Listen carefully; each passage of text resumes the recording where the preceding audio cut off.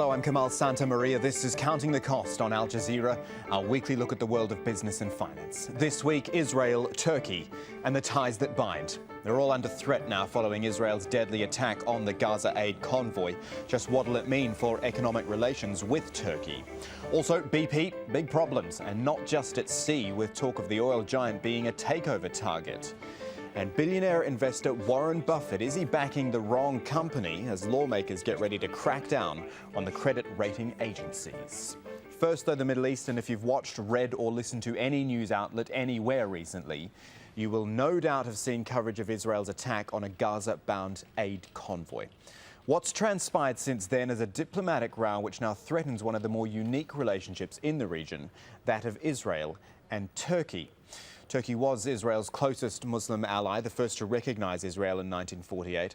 It's a relationship which grew closer after a military cooperation agreement in 1996. Indeed, this summer, Turkey expects delivery of drone aeroplanes. Israel also completed a $1 billion upgrade of Turkey's aging tank fleet and US-made F-4 warplanes. Is it now all under threat? Have a look at the ties that we talk about first of all. The two countries signed a free trade agreement back in the year 2000. Two-way trade was worth more than $2.5 billion last year. To be fair, that's a drop in the ocean when we compare the size of the two economies. IMF data puts Israel's GDP at about $195 billion compared to Turkey's $615 billion. But they have signed deals and they could all come undone. Turkey's Vatan newspaper reckons about $20 billion in energy, agriculture and water deals are all at risk, including a pipeline to carry gas, electricity and cables from Turkey via Israel to a big market in India. Let's discuss the ramifications now with Yossi Mekelberg. He's an associate fellow on the Middle East at the think tank Chatham House. Mr. Mekelberg, thank you for your time. They are admittedly not the biggest trading partners in the world, Turkey and Israel, but it is a very significant relationship, isn't it, because of the geopolitical climate? I mean, even having Turkey and Israel as partners in the first place. Well, I think it's still significant. You bear in mind that Israel is relatively a small country. So $2.5 billion is quite significant. But yes, it's their position in the same area of the world. You know, both countries that are not Arabs, both countries that, you know, play with religion and secularism, and, you know, religion plays a role, but at the same time there is strong elements of secularism, the relationship with Europe, the relationship with NATO. So there are quite a bit that actually makes them natural allies, and it was reflected, you know, in the strong relationship between the both military establishments. So what do you think would be the impact then if Turkey takes actions on all its tough words? I mean, it is talking pretty tough at the moment in light of what's happened off the coast of Gaza. The actual economic impact, how do you think it would be felt? I think at least for a while can be a serious impact. Again, one of the things that probably will be impact that many Israelis actually enjoy their holidays in Turkey, and I think some of them will find that maybe it's not the best place to go right now. Both, by the way, Israel and Palestinians are going to visit Turkey, so I think this will be damaged to a certain extent. I think on other issues of cooperation, there will be and less readiness to cooperate between both countries. I think in the long run, you know, both countries, because they are natural allies in the region, will have to find a way to talk to each other. And what we see now is not just only because of this incident. We have a year and a half of gradual, almost rapid deterioration, something that happened with the spat between Shimon Peres, the president of Israel, and the Prime Minister of Turkey, Erdogan, and then with the treatment that the Turkish ambassador got in Tel Aviv by the Deputy Foreign Minister of Israel, and so on and so forth. There is an accumulated effect now, which of course came head to head with what happened. You know, I find it almost ironic that a lot of the deals which Turkey and Israel are doing are actually military ones, you know, tank fleets, US-made warplanes. It seems, maybe just in the current climate, it seems a bit ironic. What else, though, do these two countries have to offer each other? I think many also, you know, support each other from intelligence. You see, there are the kind of interests that always kept them together, stopping religious fundamentalism from spreading. For Turkey it was important Israel cooperation vis-à-vis the Kurdish question. So there are issues that are important to both of them. There was a talk in the past about water. Turkey is rich with water, Israel is not. Part of the long-term solution of the water for Israel and Palestine is by bringing water from Turkey. So relationship worked on many different levels. Now, all of this, even the strain on Turkish-Israeli relations, stems, of course, from the Gaza blockade. It's been in place for 3 years now, and when coupled with the war on Gaza 18 months ago, it's pretty much destroyed the Gazan economy. According to a report for the Palestine Trade Center for the World Bank, up to 90% of businesses in Gaza have been forced to close, leading to 96% of labourers being laid off. The construction industry alone used to employ 50,000 people before the June 2007 closures. There are now only 1,500 people working. But what the blockade's also done is increase another business, the smuggling business. See, beneath Gaza's borders there's this complex network of smuggling tunnels which bring in much-needed supplies. But at the end of last year, Egypt started building a massive underground metal wall to stop the smuggling. What's it done to this subterranean economy? Nicole Johnston has more from Rafah in Gaza. It was billed as the barrier to stop the smuggling trade, a thick metal wall between Egypt and Gaza, buried to a depth of 30 metres, hammered into the ground. It was designed to cut off the tunnels that supply people in Gaza with food and other essentials, and some suspect Hamas with money and weapons. But it's failing. The tunnels are still operating. This tunnel is around 20 metres underground. The opening is well fortified with bricks and timber. But to reach the metal barrier is a long crawl. It's never more than 1.5 metres high, and at times the electricity that lights up the tunnel cuts out. We've crawled about 450 metres through the tunnels to get to this point. Now, this is where Egypt placed the metal barrier to stop smuggling goods into Gaza. But obviously it hasn't worked. There's a great big gaping hole. The metal's been cut out. The tunnel keeps running into Egypt, and that's why the smuggling trade into Gaza is still running. Smugglers say Egypt packed the metal wall with sand, which makes this section of the tunnel weak and vulnerable to collapse. We were given this video, recorded on a mobile phone, by one of the men who cut through the metal wall in the tunnel we visited. He used a gas and oxygen torch and says it took 5 people 3 days to do it. Defying efforts to stop them, smugglers have cut through the steel barrier in about 400 tunnels. At their peak, there were 1,200 tunnels operating. Our tunnel guides are paid $30 a night to work here. It's a dangerous job, with regular Israeli airstrikes against those underground. Instead of crawling back, we sit in a plastic carriage and are pulled through the tunnel. It's an efficient operation. Up to a ton of goods can be whisked through here on each load. It took us around 30 minutes to crawl all the way through the tunnel to the metal Egyptian wall, but only 7 minutes to get back on this plastic contraption called a train. Now, usually, of course, this is full of supplies for the people of Gaza. Ready? Okay. A journey deep inside a smuggling tunnel. A tunnel the people of Gaza won't and can't give up, even when it's blocked by a thick steel wall. Now, Israel's Minister of Industry, Trade and Labour was in Doha recently. There was a meeting of the World Economic Forum here. Israel used to have a trade mission in Qatar, but it was shut down when Israel bombed Gaza 18 months ago. 50% of Israel's economy is dependent on exports, so renewing links is important for the whole Middle East economy. And as you know, I'm born in Iraq, so it's just nature for me to come and to speak with people who came from Iraq, etc. So the unfortunate thing happened. And what we can do, I can tell you that, we can do together. And only you can imagine what can be done together. We can come with the technology, you can come with your experience. I think that we can do together things that I know we'll do that one day.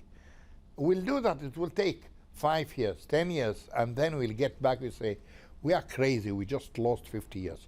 Can you imagine that the Middle East as a whole could be one big superpower, economic superpower? Why not? Why not to be? Yeah, why not indeed? Especially when last month Israel was inducted into the OECD, the Organisation of Economic Cooperation and Development, basically a club for rich countries. What's interesting, though, is during the financial crisis, the economies of the OECD countries, on average, contracted by 3.3%, while Israel actually grew 0.7%. It's not to say the country wasn't hurt. Unemployment rose. 20% of people are living below the poverty line. We also asked how Israel had managed to outperform the rest of the OECD. We kept all the time our hands in a very conservative banking system, in regulation, inspection, and we were very much happy with the results. We know that we have overcome this one. Of course, this is one side of the story. The other side of the story is what's going to happen, whether it's the end there or it's maybe the beginning of phase B. We are trying to take all measures possible in order to be careful and to watch the situation. When Counting the Cost returns, we look at the credit ratings agencies and the information which many in the economic world live and die by. Plus more from the Gulf of Mexico, more attempts to stop the oil leak and more money lost for BP.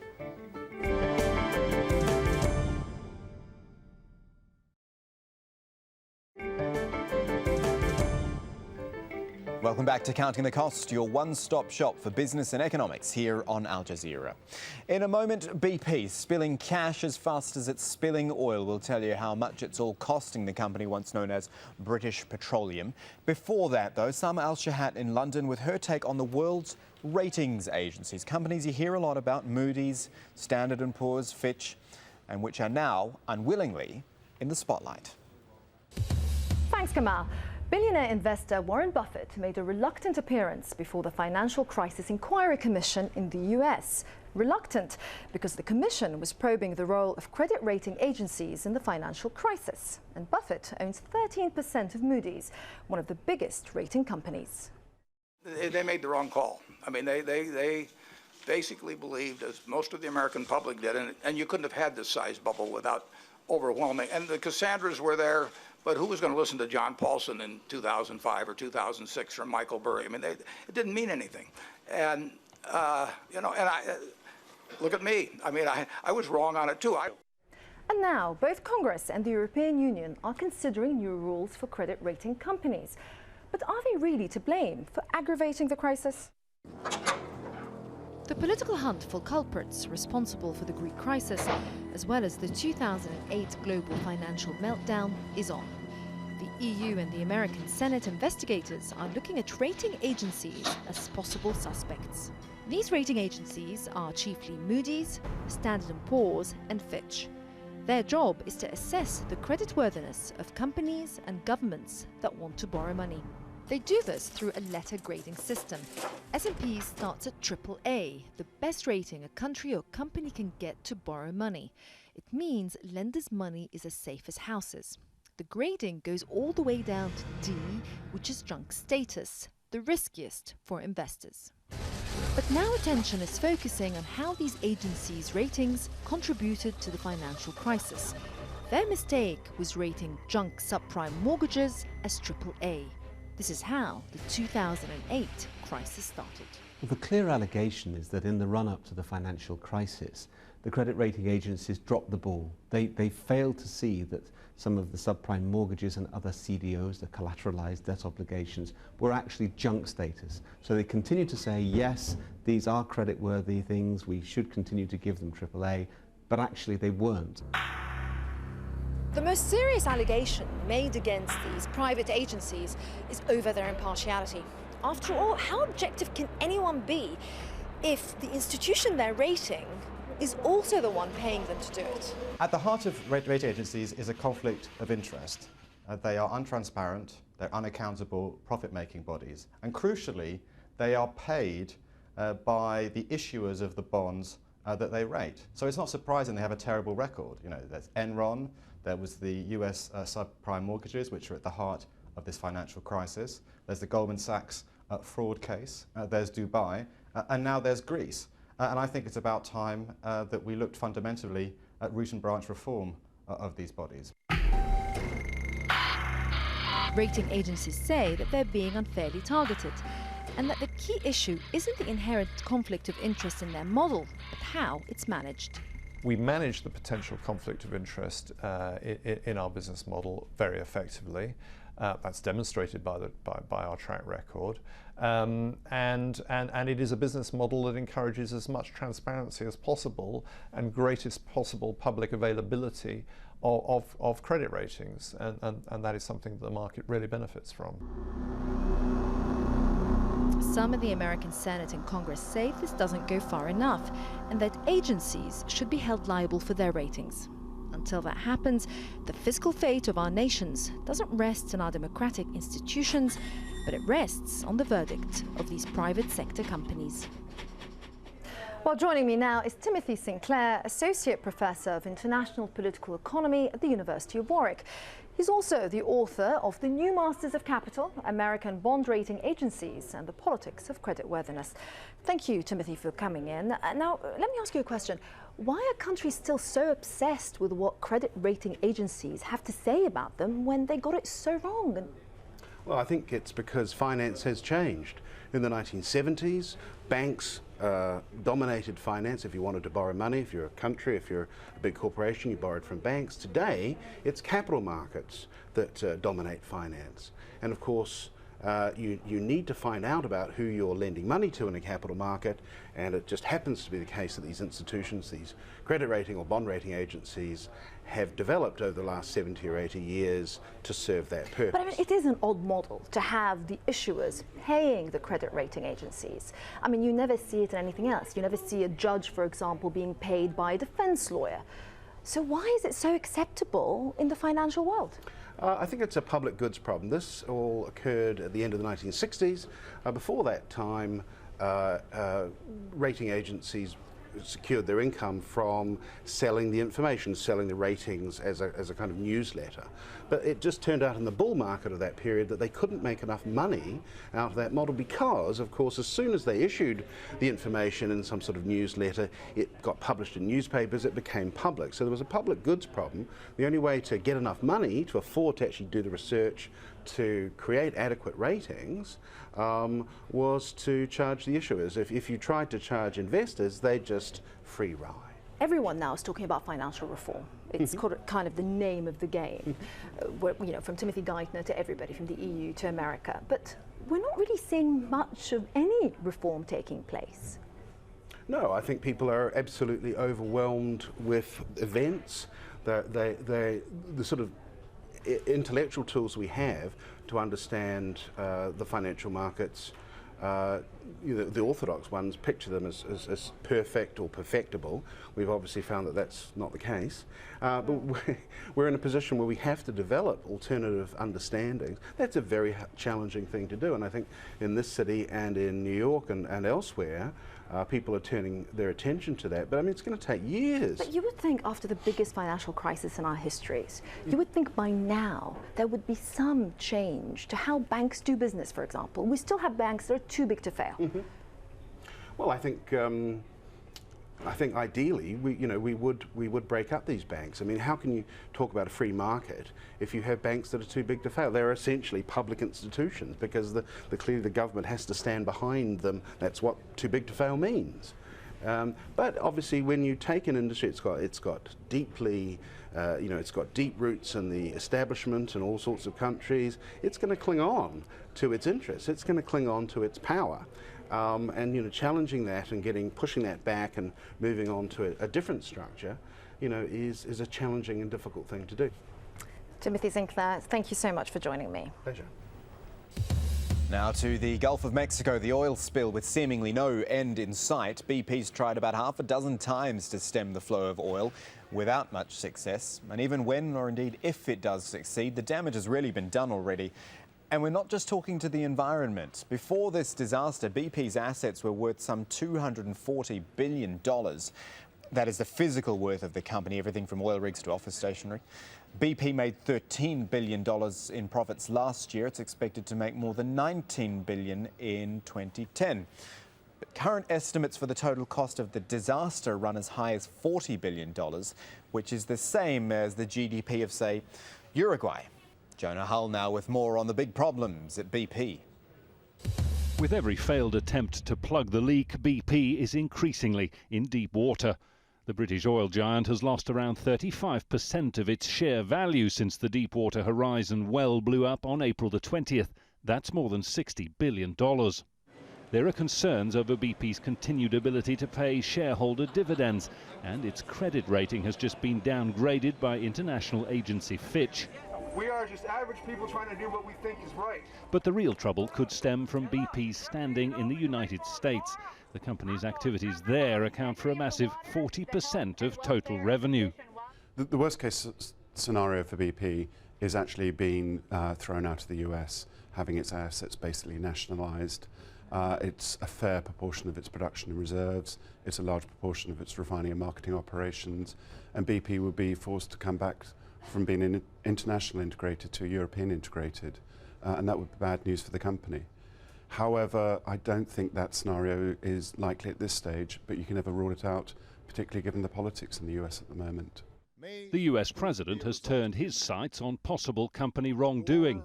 Of corporations taking dangerous shortcuts to compromise safety. A criminal investigation is to be launched into the cause of the accident. If BP is found responsible, it could face a fine of up to $20 billion. The cost of thousands of smaller lawsuits, in addition to the cleanup bill, could run into tens of billions more. BP isn't about to go bust, though some analysts believe its plunging share price could make it the target for potential takeover by one of its rivals. That'll concern executives inside the company's London headquarters, but not as much as what happens if BP is in fact found responsible for the Deepwater disaster. And headlines like this don't help. The company's chief executive admitting that the company did not have to hand the equipment it needed to deal with this sort of spill. The position of chief executive Tony Hayward is also under scrutiny. On Wednesday, he was forced to apologise for this comment. There's no one who wants this thing over more than I do. You know, I'd like my life back. Hayward acknowledged the remark had been hurtful and thoughtless. With livelihoods and the environment on the line, the search is on for someone to blame. The finger is turning on BP. Don't forget Counting the Cost online. You get there from the programmes link at aljazeera.net/English. We put a weekly blog up there. There are previous episodes of the show, special web-only content as well. And we're on Twitter as well. You can find out what's coming on next week's show there. Also send us your ideas at AJ Counting Cost is the name to look for on Twitter. But that is it for this edition of Counting the Cost. I'm Kamal Santamaria from the whole team. Thanks for joining us. See you next time.